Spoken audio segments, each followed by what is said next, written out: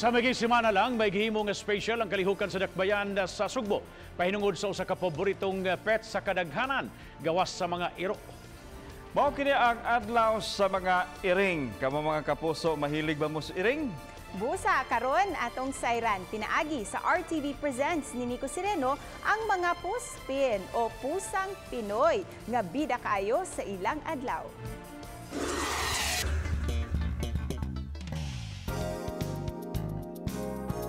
Niadtong Agosto 27, bida ang mga pet cats sa gilusad nga Pusang Pinoy Day didto sa usa ka mall.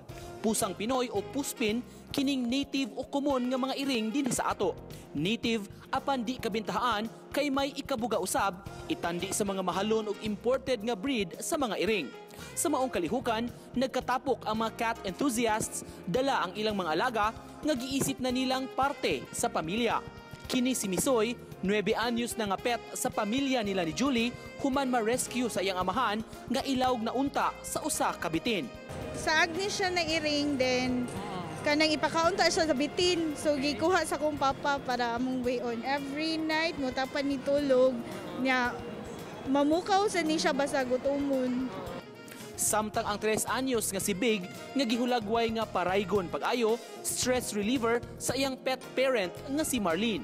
Bago silang nataw, and then nagsigigid sila cry. And then akong mga children may nakakita. First akong son, gikuha siya. Ang katulad sa akong daughter na po, nagkuha na po isa. Kaya duha na sila kabuok. At the end of your day, kung nakay pet, kuan stress reliever in a way. Makes you so happy. Sa Puspin Day, lain-laing gimmick ang gihimo sa mga iring. Dunay photo booth, ingon man libreng pamakuna, paghatag og vitamins ug check-up alang kanila. May pa-contest pa sama niining Pusang Pinoy Next Top Model kundiin 33 ka mga entries ang nadawat sa lain-laing post sa photogenic nga mga puspin. Ang mga bisita ug mga nanambong moay mibutar sa ilang napilian. Ang usa sa highlight sa kalihukan ang pag-display sa taga-Department of Veterinary Medicine and Fisheries sa mga iring nga ilang ipasagop. Na-rescue sila sa Cebu City Pound ug buot nga pangitaan ug bag-o nga mga Pinoyanan.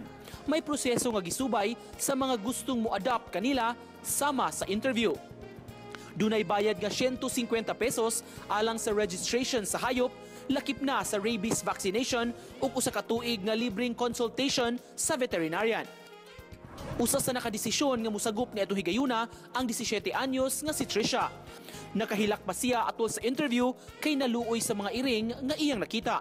Sa kadaghang mga iring nga kapilian, iyang nakuha ang usa nga plano niyang nganlan og links nga kumpiyansa siya nga makatabang kaniya. Really love cats ever since bata pa jud ko.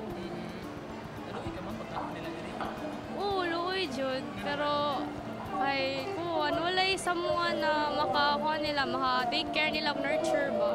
Kasagaran jud na mga abandon na ipanglabay mga kittens, di ba? Mo na mga ibsulod sa sako, ilabay sa basura kay kusog kay managan. So mo na say gusto na mo ipaabot sad na naatay ligate og kapon sa iring na ang pagkontrol ra jud nato ana sa population is pinaagi sa human weight. Bisan kung natapos na ang kalihukan, bukas gihapon ang buhatan sa DVMF alang sa mga niadtong gusto pa nga musagop. Usasab sa mga partners sa Puspin Day ang grupong IRO o Island Rescue Organization. Gani ubay-ubay na nga mga pets ang ilang naluwas o gitabangan gikan sa mga tao nga miabuso kanila. Sama ni ining gitawag nga mga PWDs o pusa with disability. All our cats in IRO are all rescued. Rescued gina sila tanan because IRO advocate, rescue, and educate. Kunang uban, daw wa mahimuot sa mga iring panghinaot sa grupong IRO o sa DVMF nga mabuksan ang ilang panglantaw ning maong mga hayop kay duna sab sila'y katungod mabuhi.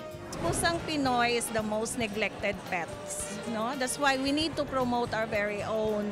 Kung maka-care tagani ng mga Persian cat, ng mga Siamese cat, why nga hindi ta maka-care and proud sa aton nga pusang Pinoy. Sa irog sa iring manggod mga Bisaya jud ang mga common na gina-abuse, mga abandon. So karon naman mi asong Pinoy, gusto sa damo ma-lift up sad ang unsay perspective nila about sa mga cats, labi na sa mga pusang Pinoy. So gusto na mo i-promote ang responsible pet ownership.